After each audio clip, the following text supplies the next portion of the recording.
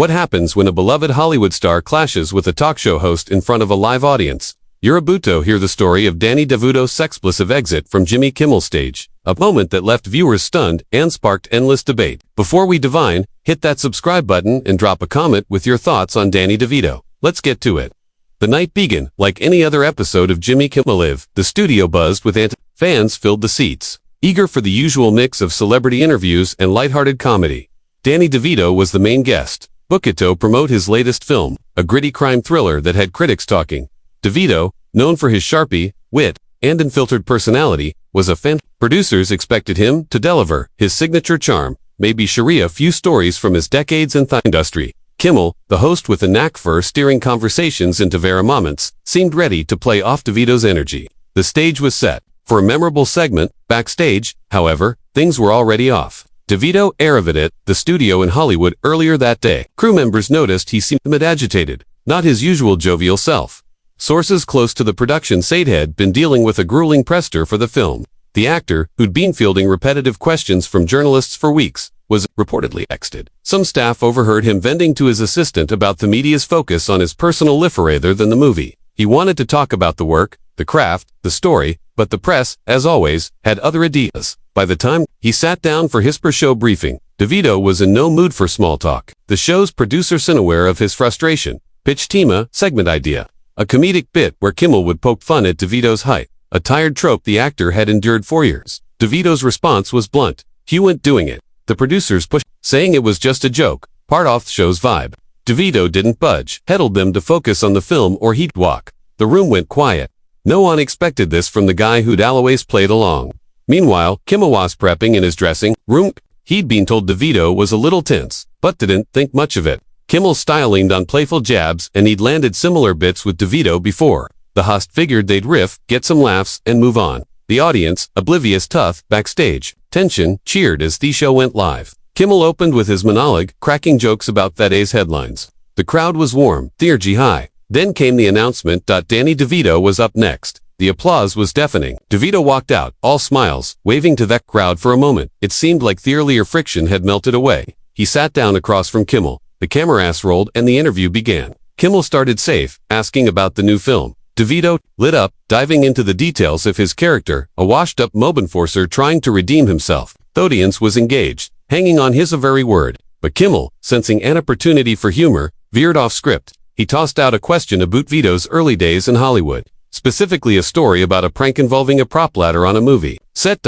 It was a clear nod to the height jokes Vito had explicitly asked to avoid. The actor's smile faded. He leaned forward, his tone sharp but controlled. He told Kimmel to stick to the movie. The audience laughed, thinking it was part of the bit. Kimmel, picking up on the tension, tried to pivot back to the film, but the damage was done. DeVito's patience was wearing thin, and the interview was only 5 minutes in. The atmosphere in the studio shifted as Danny DeVito's sharp response hung in there. Jimmy Kimmel, seasoned at navigating awkward moments, flashed a grin and steered the conversation. Back to the film. He asked about DeVito's preparation for the role, hoping to regain the actor's enthusiasm. DeVito answered, but his replies were clipped. He described the months he spent shadowing real-life ex-convicts to understand his character's mindset. The audience listened intently, but the earlier spark was gone.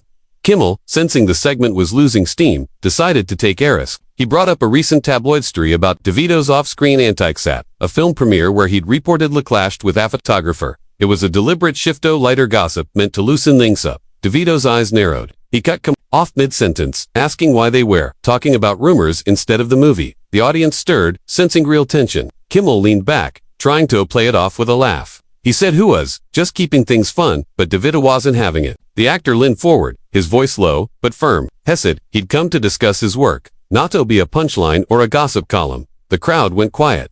Some thought it was a scripted bit, but the crew knew better. Producers watching from the control booth exchanged glances. They'd seen guests get testy before, but this was different. DeVito was drawing a line, and Kimmel was on the wrong side of it. The host, now visibly uncomfortable, tried to pivot again, asking about Vito, but the actor was playing along. He started talking over Kimmel, recounting how the media had hounded him for weeks, twisting his words and ignoring his craft. It was unfiltered and raw, and it caught everyone off guard. The segment was Kimmel, usually quick to diffuse tension, seemed at a loss. He glanced at the audience, then back at DeVito, who was still going. The actor was now addressing the crowd directly, saying they deserved better than recycled gossip and cheap laughs. Some fans cheered. Others sat in nod silence. The control booth was in chaos. Producers scrambled to decide whether to cut to commercial. They radioed Kimmel Serpi, urging him to wrap these men. Kimmel nodded subtly, but DeVito was still talking. His frustrations, he brought up the show meeting, revealing to the audience that he'd asked the producers to avoid personal jabs. The crowd gasped. It was a rare glimpse behind Feckertain, and it made Kimmel's earlier questions look calculated. Kimmel, now under pressure, interrupted DeVito. He said they were just trying to have a good time, and suggested they move on. His tone was polite but strained. DeVito didn't back down. He accused Kimmel of disrespecting his boundaries, saying he'd expect better from a show he'd guested on before. The accusation landed hard. Kimmel's face tightened. He was used to steering the narrative, but DeVito was taking control. The segment was now 10 minutes in, and it felt like a standoff. The audience was riveted, phones out, recording every word. Social media was already lighting up with clips of the exchange, though the real fireworks were still to come.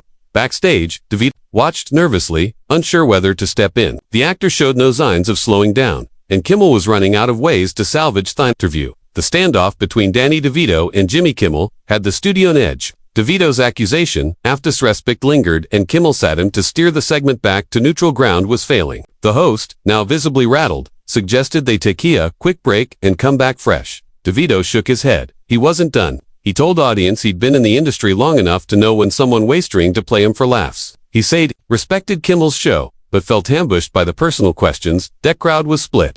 Some clapped in support of DeVito's honesty, while others shifted uncomfortably, unsure how to. Kimmel, caught between keeping the show on track and responding to DeVito's claims, made a choice. That will escalate things further, head bowled down. Kimmel leaned forward, hissed sharper than before. He said DeVito is taking things too seriously. That audience came for fun, not a lecture. It was a miscalculation. DeVito's face hardened. He stood up from his chair, a move that stunned a room. At just over 5 trillion tall, he commanded the stage. He pointed at Kimmel and said he was tired of buying like a prop. The audience phones were still recording, capturing every second. Producers in the control booths were now shouting into headsets, telling the director to cut to commercial. But the cameras kept trolling. DeVito turned to the crowd saying he didn't come to be mocked or toffee tabloid headlines. He wanted to talk about his film, his art, and Heffel. Kimmel had crossed a line. Kimmel, realizing the segment was imploding, tried to interrupt, but DeVito talked over him. The actor's voice rose, not in anger, but in conviction. He spoke a booth. Years he'd spent building a career only to have interviewers reduce him to stereotypes or gossip. He said he'd agreed to the show because he thought Kimmel understood that. The host, now on defensive, said he wasn't trying to offend anyone, but DeVito wasn't listening. He was addressing the audience, almost pleading for them to see his side. The moment was raw, unscripted, and unlike anything the show had seen before. Social media was exploding with reactions. Some called DeVito a hero for standing up. Others said he was overreacting. The clips spreading online were racking up millions of views. Then came the breaking point. Kimmel, frustrated and out of options, made a sarcastic remark. He said if DeVito didn't like the show's vibe, he could talk to the producers about it later. It was meant to diffuse its tension, but it backfired. DeVito stopped mid-sentence, stared at Kimmel, and said he was done. He unclipped his microphone, dropped it on the chair, and walked off the set. The audience erupted, some cheering, others booing. Kimmel sat frozen, his smile gone. The director, finally, cut to commercial, but not before the cameras caught DeVito disappearing backstage. The control booth was into Sarah. Producers scrambled to figure out how to handle the rest of the show. Kimmel's team rushed to his side, whispering instructions. The audience